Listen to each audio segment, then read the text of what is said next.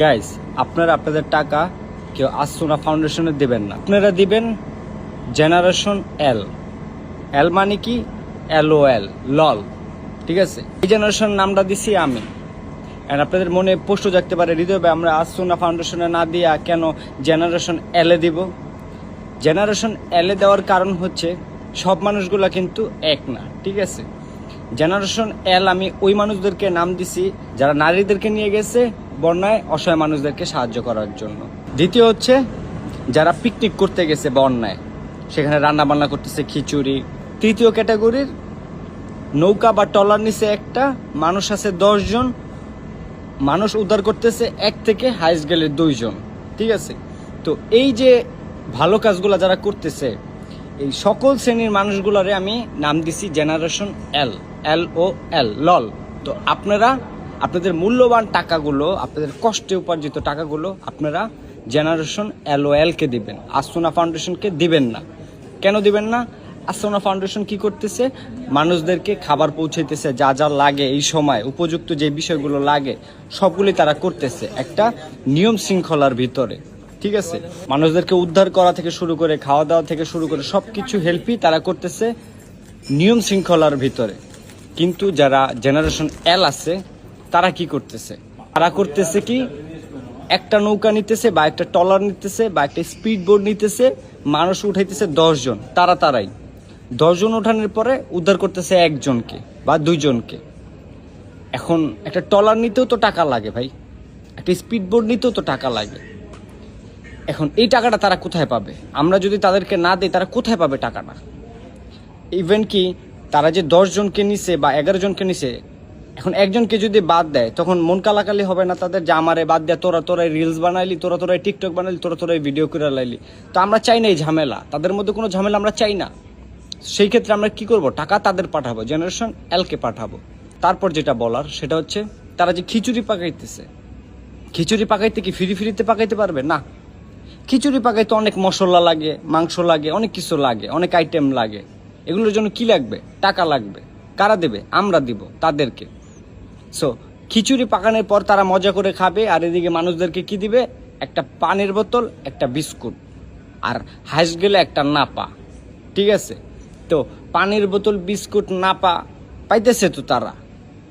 এখন তারা খিচুড়ি খাবে, ঠিক আছে, তারা খিচুড়ি খাইতে হবে, কারণ তারা বেশি কষ্ট করছে না। তারা তো বন্যায় যে মানুষগুলো বেশি অসহায়, আমার তো মনে হয় তারা বেশি অসহায়, নাহলে খিচুড়ি কেন পাকাইলো? রাইট? তো এখানে ঠিক আছে কি তাদেরকে টাকাটা দেওয়া কি যুক্তি? আপনারা বলেন। সো খিচুড়ি পাকানোর জন্য আমরা যদি 5 টাকা দিই, তার বদলে তাদেরকে 10 টাকা দেব, কারণ তারা যেন খিচুড়িতে মাংস খাইতে পারে, গরুর মাংসের তো আবার কস্টিং বেশি।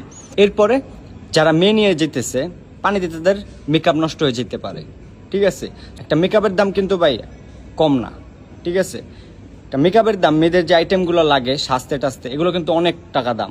ঠিক আছে, সো তারা তাদের ঘাম পোছানোর জন্য যে মেয়েদেরকে নিয়ে যাইতেছে তাদেরকে কি একটা মেকআপ তারা গিফট করতে পারে না? এত কষ্ট করে ঘাম পুছে দিবে, একটা মেকআপ তো গিফট করতে পারে, স্বাভাবিক না এটা? সো সেই ক্ষেত্রে টাকাটা কোথায় পাবে? আমরা দিব, আমরা তাদেরকে দিব মেকআপ যেন কিনতে পারে। কাদেরকে দিব?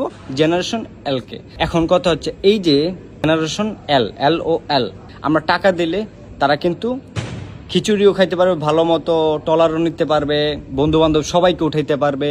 তারপর তাদের যে সহকর্মী নিয়ে যাইতেছে মেয়ে, তাদেরকে গিফট করতে পারবে বিভিন্ন জিনিস, মেকআপ গিফট করতে পারবে, বন্যা শেষ হয়ে গেলে দেখা গেল আইফোনও গিফট করতে পারে, ঠিক নাই?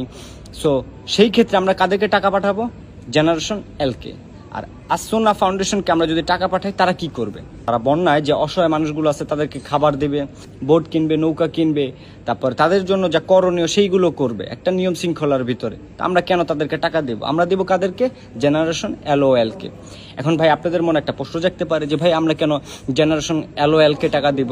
তাদের টাকা দেওয়ার মতো রিজনটা কি? রাইট? প্রশ্ন মনে আসতে পারে না? আসতে পারে। সো তাদের যেই রিজন দেওয়ার সেটা হচ্ছে এই যে ঢাকা থেকে যারা গেছে, অরিজিনালি যারা গেছে মানুষদের পাশে দাঁড়ানোর জন্য, তাদেরকে তারা বদনাম করে দিচ্ছে। এটা কয়জনই বা করতে পারে?